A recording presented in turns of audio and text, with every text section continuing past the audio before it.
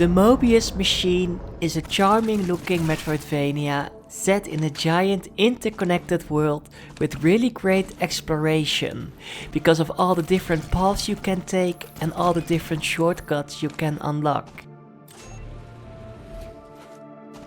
Eventually you will need new abilities to progress further, but the amount of freedom you have in exploring this world is really impressive. Just don't forget to activate these map terminals in each sector, otherwise the map won't be visible and it will make the exploration a lot less enjoyable. To open certain shortcuts, you need to carry enough currency with you that you can collect by killing enemies or by destroying these boxes. But if you die, you will lose 50% of your currency, and you can get it back if you manage to return to the spot where you've died before. Thankfully, you have multiple tries to get your currency back. Most Souls-likes are more punishing and only give you one chance to get your lost currency back. So it was really refreshing to see the developer chose to go for a more lenient approach and make it more accessible to less experienced players. You will also need this currency to upgrade your weapon or character. There are many blueprints hidden all over the map. And if you manage to find 3 fragments of the same kind, you will unlock an upgraded version of a specific ability, or it can boost your health, or even give you different types of bullets, for example. I thought this was a pretty interesting mechanic, and while I found my favorite kind of weapon right away and barely used the other ones, I really appreciated you had so many choices at your disposal and could switch to a different kind of playstyle so easily. Exploring every nook and cranny in each sector is really rewarding, but I'm sad to say all these sectors can become a bit repetitive because they aren't distinctive enough from each other. They all have different biomes, but sometimes it felt like they just copied and pasted a specific area and just changed the background and lighting.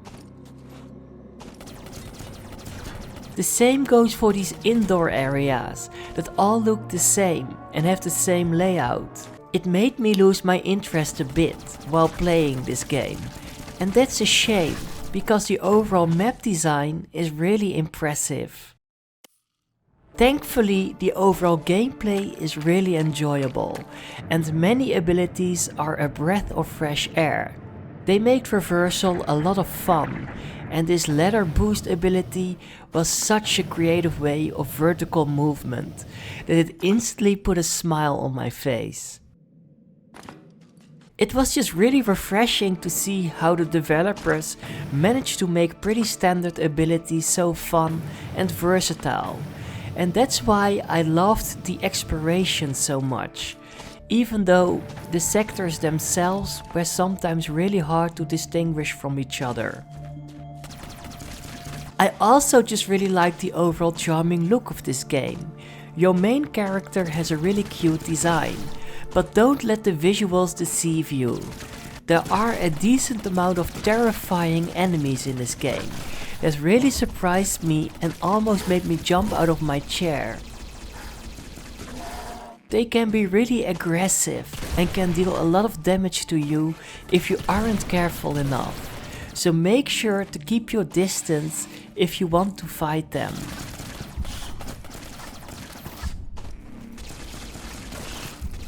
The same goes for the boss fights. Most bosses are giant versions of default enemies, and they can be a nice challenge if you don't know their attack patterns.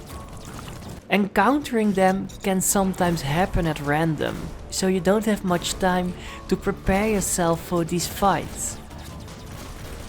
I even managed to skip one boss fight by accident, because I went into a different direction, and that's why I didn't unlock a specific ability for a really long time. So beware of this, it can save you a lot of time. So in general, The Mobius Machine really impressed me with how massive and interconnected its world was, and how the developers give you so much freedom to explore it at your own pace. I would never have thought it would take me a bit more than 11 hours to finish this game. And while I appreciated the amount of freedom you have, it also comes with some minor problems. One of them is being able to skip boss fights if you don't choose the right path right away, or missing a map terminal or a teleporter. Thankfully, most of these are indicated by signs if you are near one of them. But in the beginning you have no clue what these signs mean, so it can happen you will skip over them as well, and this can make exploring this world a bit more difficult. I also think each sector could use a bit more variety in their look and design. It was nice they all had their own specific number, so it was easy to understand which sector was ready to be explored next. But just changing biomes and introducing some new enemies weren't enough to keep each sector fresh and exciting. Thankfully, the fun and inventive abilities and the rewarding exploration made sure I still had a really enjoyable time while playing this game. So I highly recommend this game if you love exploring a giant interconnected world that could use a bit more variety overall, but still manages to be captivating the whole way through because of all the creative abilities, many hidden collectibles and upgrades that will make your character a lot stronger, and sudden boss fights that can give you a nice challenge if you can't adapt in time. So be ready to explore this giant alien world and uncover many hidden secrets with the aid of all these creative abilities and fun gadgets, so you will increase your chance of surviving this interesting but dangerous journey.